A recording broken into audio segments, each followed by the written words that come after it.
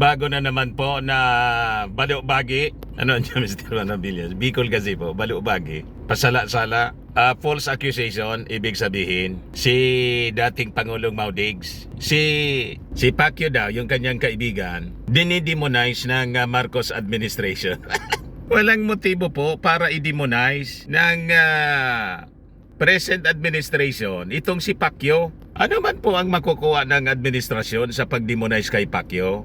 Si Pacquiao po may kaso sa Amerika, may kaso po dito sa Pilipinas. Ang nagkaso po, yung mga private complainants, para ding siya, may kaso sa ICC, mga pribadong complainants, mga kababayan ang nagreklamo sa kanya. Yun din po, in fact, former members ng kanyang church, ang mga complainants sa laban sa kanyang kaibigan na si Pacquiao. At ang mga kaso po, hindi simpleng kaso, kalaswaan. Di ba?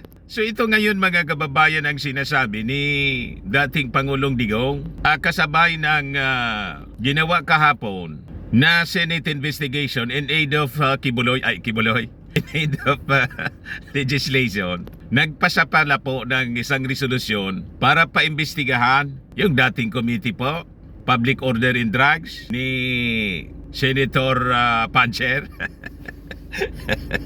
Pero ang nag-sponsor ng resolution po, si Robin Padilla, yung tropa nilang nausog.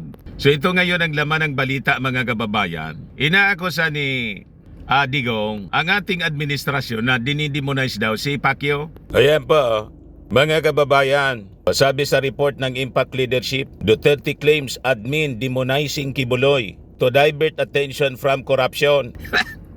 Anong sinasabi ninyong korupsyon? Ang mga kasong korupsyon mga kababayan laban sa pamilya Marcos, matagal na yan, tatay pa. Pero karamihan sa mga kasong korupsyon mga kababayan, if not all, the cases of corruption against Marcos family, lahat na po binasura ng korte. At itong mga pinapalitaw ninyo na kaso ng korupsyon sa present administration, kayo man lang po ang nag-aakusa. I-file ninyo sa Husgado kung mayroon na sinasabing korupsyon. Kasi ang alam namin na mga kasong korupsyon, yung sa Farmally during the pandemonium na pinaimbestiga po ng Senado, Senate Blue Ribbon Committee ni dating Senador Richard Gordon. Yun ang alam namin na korupsyon. At ito ngayon ang kinakasangkutan naman sa Pogo ni Harry Roque. Kung saan si Harry Roque po, sabi ng PAOK, nasa immigration lookout na. Yan ang balita kahapon, breaking. Attorney Harry Roque, others nasa lookout bulletin ng immigration dahil sa illegal pugotay, sabi ng PAOK. Ayan po ang mga kaso ng irregularities na inimbestigahan. Pero yung mga sinasabi ninyong kaso ng corruption, i-file ninyo po. Hindi yung puro kwento. Tulad ng kwento ni Cathy Binag. So hindi mamatay-matay na issue ng pulburon video. Ngayon naman po USB. Yung challenge nga natin, mag-testimony kayo. Challenge natin kay Bato. Ipagpatuloy ninyo yung hearing sa PDEA Leaks. O di isa lang ninyo itong si Cathy Binag para mag-isa ng mga senador. Hindi yung kwento ng kwento. Pa-interview kay Maharlika na walang cross-examination. Siya lang yung sigang kwento. Kaya hindi maniwala yung ating mga mamamayang Filipino. Kayo-kayo man lang yung naniniwala. Nasunog na si Jonathan Morales, may ipinalit sila mga kababayan. Si Cathy Binag naman. The same story.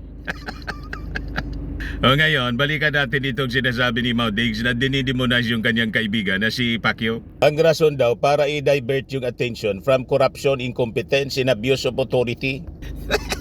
Sabi rito, in a statement read before the Committee on Public Order and Dangerous Drugs during the hearing on alleged excessive use of force in June 10 attempt by the Philippine National Police to serve warrants on Kibuloy at his properties in Davao City, Duterte said that it is unfortunate that the obsession of the administration to demonize Kibuloy is a clear maneuver to divert attention from the deepening crisis.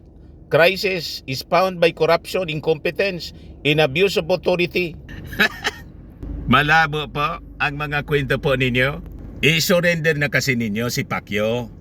Kasi yung sinasabi ninyo na justice, paano makukuha yung hustisya? Ayaw man niyang humarap sa husgado? Hanggat hindi siya humarap sa husgado, ma-defend in a fair trial, hindi makiklear yung kanyang pangalan, yung pangalan ng inyong kaibigan na si Pacquiao. Parang kayo din po, hanggat hindi kayo sumusurrender sa ICC, walang desisyon. Wanted kayo niyan. And in fact, malapit nang ipalabas daw yung warrant of arrest at papasok na yung Interpol. Di ba? At sabi ng DOJ Secretary, wala sila. They are not in the business of blocking the Interpol. Tapos, pa ganon. So sabi dito, Duterte stated that he is constrained to take action against all those responsible for the coordinated but illegal raid, claiming the police did not present search warrants during the raids, which he also said were illegal and overkill in any language. Napanood ko po yung paliwanag ni General Marbil. Sabi ni General Marbil, paano hindi sila magdala ng napakaraming tropa? Yung subject ng kanilang warrant of arrest, ma-impluensya sa Davao. At yung nire-raid po, Kingdom. Alangan manlilima katao lang yung dadalin po. At yung nangyari po, yung mga members ng church, humarang po, obstruction po ang ginawang human shield. Tapos, they are crying harassment. Ang naharas po yung police kasi binomba nga po ng water cannon. You see? Pero walang injury sa kanilang kampo po. Ang nagka-injury po, yung police. Baliktad po ang kwento ninyo. Yung sabi rito, the Senate hearing was prompted by a resolution filed by Senator Robin Hood Padilla and was presided over by Senator Bato de la Rosa, both members of one's Partido Demokratiko Pilipino chaired by Duterte. Wala na yung partido ninyo. Tatatlo na lang na member yata. Ay hindi na nga. Sa Senado, umalis na si Tolentino, tumambling na. Yung mga kasama nga ninyo, iniwanan na kayo kasi hindi maniwala sa inyo mga pinaglalaban. Di ba? Walang future sa pinaglalaban ninyo kasi lahat balubagi, gawa-gawang kwento. Kaya niya, Mr. Maravillas, nasaan ka ngayon? Bakit parang nasa labas ka? Nasa kampo po ako ng regional PNP Camp Simeon Ola. Dito po sa Bicol kasi may pa-presscon yung regional director ng PNP with the PIA. Yung Bagong Pilipinas po, pasok na tayo. Ayan po, kapihan sa Bagong Pilipinas, Philippine Information Agency. Tapos yung guest ngayon po, si director ng PNP dito. Alamin natin. Ayan po, kapihan sa Bagong Pilipinas. Maraming salamat po ng Barangay Nancy Dizon. Yan, mga members ng PNP and members of the media, mga kababayan. Weekly po itong kapihan sa Bagong Pilipinas. And this time, finicture po si Police Brigadier General Andre Dizon, Regional Director ng PNP dito sa amin sa Bicol. Moderator po yung ating kaibigan si Ramil Marianito, Regional Director ng PIA. Nahihirapan sa kanila pong kasi po walang tubig ay dahil po ng patayuan ng bahay. Ito po ang mga nagawa mga RPSB. Asamin pong na salamat po sa mga Salamat po sa Barangay Kababayan sa ating mga police. Very close sila sa ating mga mamamayang Pilipino, sa mga Bicolano. Bringing something for our people. Hindi lang po from Masbate at Albay and Camarines Sur. Meron po, medyo mas malayo-layo na talaga ito. Ito ho ay nabanggit ni Artie kanina. Halos nung binabanggit ito ni Artie ay nakakapangilabot Artie yung mga binabanggit mo kanina. Ito, nandito nga ho sa ating pong harapan ngayon. From Camarines Norte. Ito po yung binanggit ni Artie na meron pong congenital heart disease at cerebral palsy issue, no? At ito nga, papatunayan natin, hindi lang po salita, kung hindi talaga makikita natin ngayong bumaga. Tawagin natin, Mrs. Cyril Albos from Barangay Kamambugan, Daet Camarines Norte. Palakpakan po natin. Ma'am, good morning. Umaga po sa inyong lahat. Ang aking anak, Mga nabibili ko tinutulungan po po ng ang PNP. kanyang maintenance sa gamot. Kagaya Parang po ng DSWD na rin. Peniton at DSWD. saka po ng oxygen at iba pa. At sa huling sandali po ng kanyang buhay ay patuloy po ang inyong pagbibigay ng tulong sa kanya. Nawa po ay marami pa po kayong magtulungan na kagaya po naming mahirap. Yun lamang po at maraming salamat po sa inyo. God bless po. Mabuhay po. Kasama siya sa Civil Relations Service. Yan po, tinulungan ng PNP. Salamat, RD, sa ating mga kapulisan. Sana, pero bibigyan lang natin ng oras talaga ang pagbibigay ng confirmation sa mga nabanggit ni RD. Mula po sa aming lugar, ito po, kanina mas bate yung aking hometown, RD. Ito po yung aking province by choice.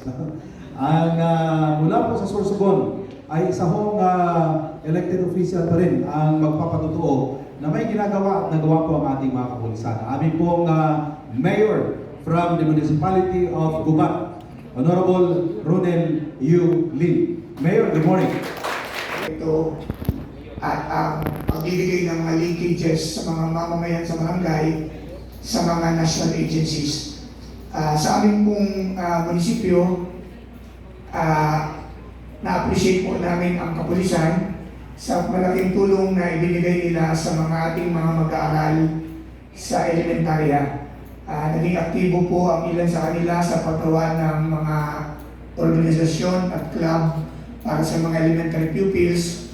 At aming munisipyo po ay nagawa ng sarili naming assessment test ng local school board para malaman namin ang performance ng ating mga mag-aaral. At naging bahagi po ang ilan nating mga police, RPSB, bilang mga proctor sa pagsasagawa ng mga eksaminasyon sa mga mag-aaral. Tinutukan po namin ang edukasyon dahil alam po natin na ang malaking hamon sa ating bansa sa ngayon ay ang ating performance sa edukasyon kumpara sa ating mga karating bayan. So alam po namin sa munisipyo at ito rin siguro ang layunin ng ating kapulisan na ang tunay po na peace and order ay hindi lamang po paghuhuli ng mga kriminal, kundi ang malaking pundasyon ng peace and order ay ang mga mamamayang malaya na gawin ang kanilang mga gusto dahil mayroon silang kapabilidad na makamtan ang kanilang mga personal na ambisyon at layunin sa buhay. So, ang challenge po siguro sa ating and the local government units ay paano pa natin ma-figure out ang ating modes of operation in the future. So, matagumpay po ang RPSB sa aming bayan and we are looking forward na mas malawak pa na kooperasyon para sa ikabubuti ng ating mga mamamayan. Maraming pong salamat. Thank you very much, Honorable Ronel Lim, na information and proof doon sa mga nabanggit ni RD kanina.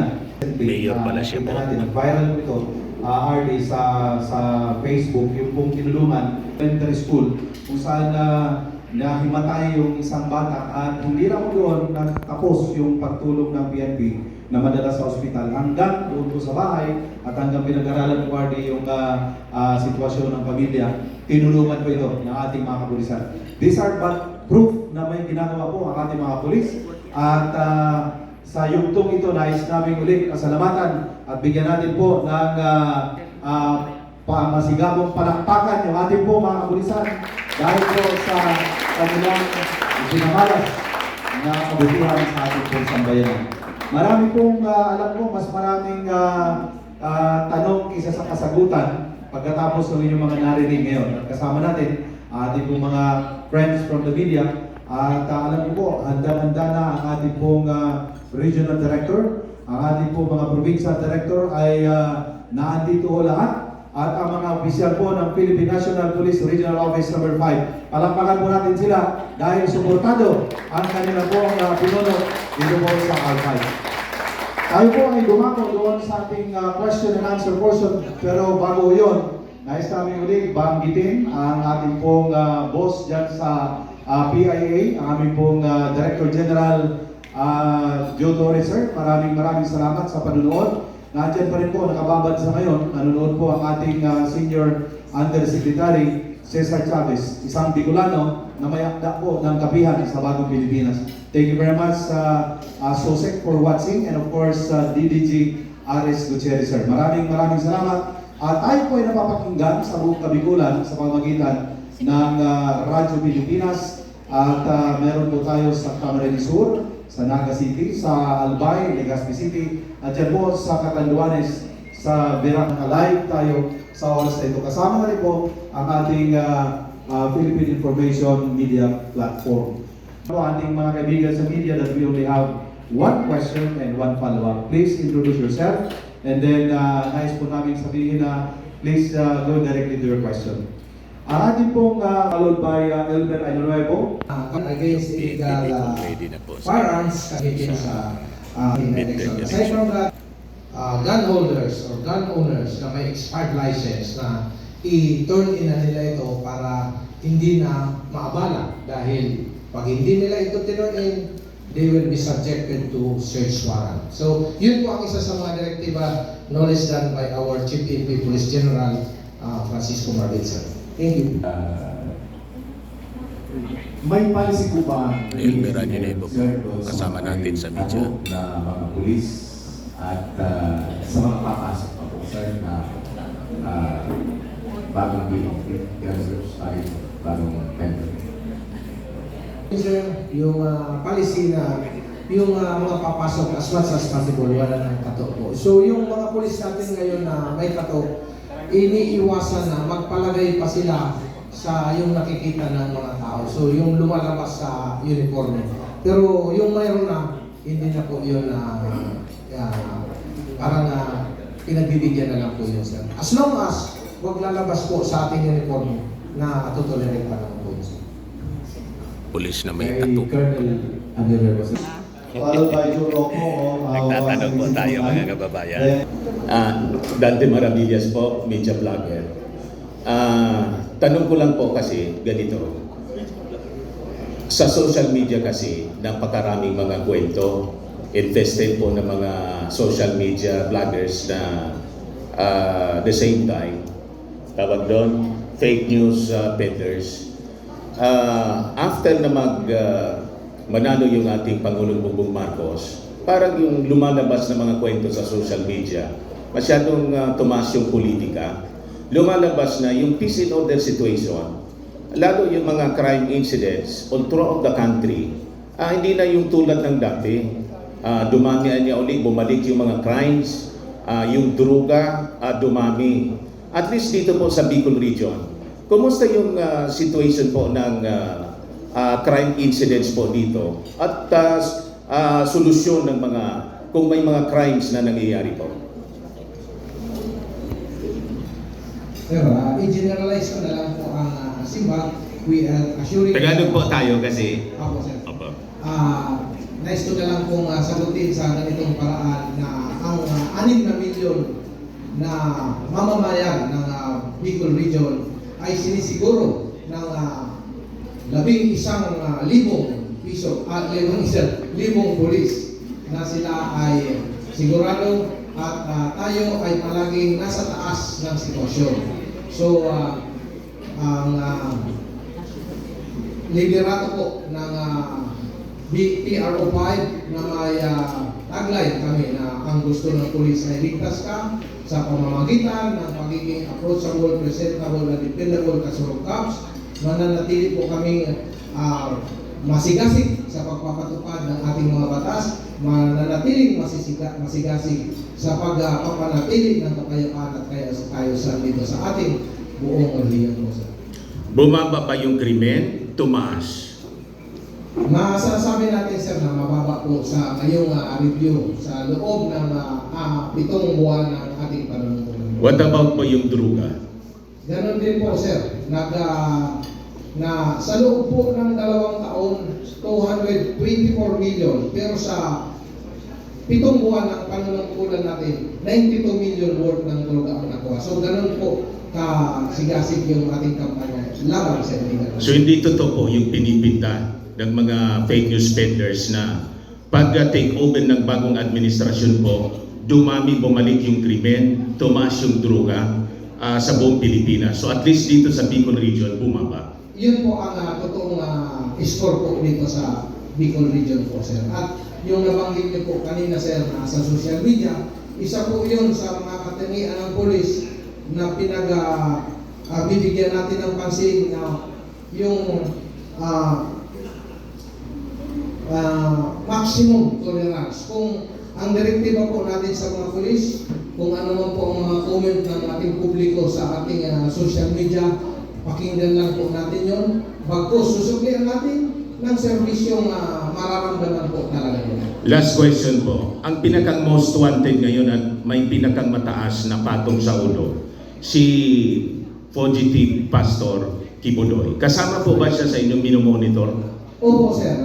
In fact, bago po tayo nagkaroon ng kapihan sa Manila, noong isang linggo, yun po ang direktiba natin sa ating bawat membro ng pulis ng Bicol na tumulong tayo sa gobyerno na hanapin, tugisin ang most wanted na nabanggit na pastor. May hotline po kayo dito pwedeng mag-text? Ngayon po, sa nasa social media po din po natin nilagay lahat ng hotlines mula sa pinakamalayong bayan hanggang dito po sa ating office po. Maraming salamat po, sir. That's it, mga kababayan. John Yung ating Narvete tanong. and Ako po si Dan. Thank you so much, Director. Good morning, everyone.